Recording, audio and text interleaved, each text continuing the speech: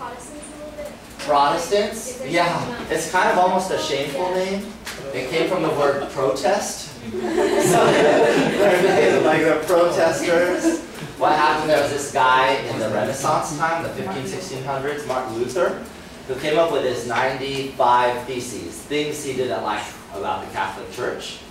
And the Catholic Church, since that time, has changed because of some of that critique, for sure. But there's three things that the Protestants are known for. One is called the Priesthood of all believers. What was happening sometimes through history is priests were abusing their authority. And so the Protestants believed that, and in some points that history is much worse and sometimes better, but the Protestants, when they made the split, believed, no, it's a priesthood of all believers. And there's passages which say, like, you, meaning believers, are a royal priesthood. So they said, no, there's a priesthood of all believers. So they kind of lowered the leader level and upped the member level, if you will. They stopped pastors and things like that, but they kind of made those a little closer. The other thing is the authority of Scripture.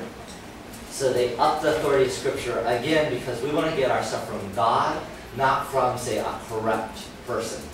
And sometimes that would happen, sometimes it doesn't. Even so, it happens in the Protestant church, of course. The Lord lived everywhere.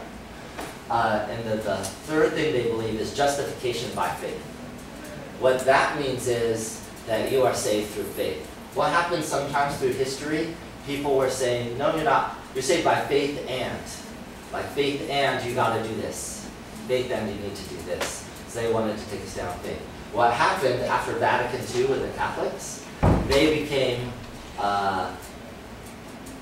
they've actually done some of the similar things because, not becoming like Protestants, but the gap has kind of come together. Because they said they gave a little less power to the Pope after Vatican II, and they kind of gave less veneration to the saints. They elevated the kind of the authority of people in the church to allow them to be able to figure stuff out themselves as well.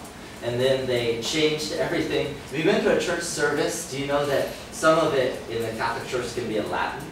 Yes. You know what I mean? It used to all be in Latin. So you used to go a long time ago to church. My grandma grew up Catholic.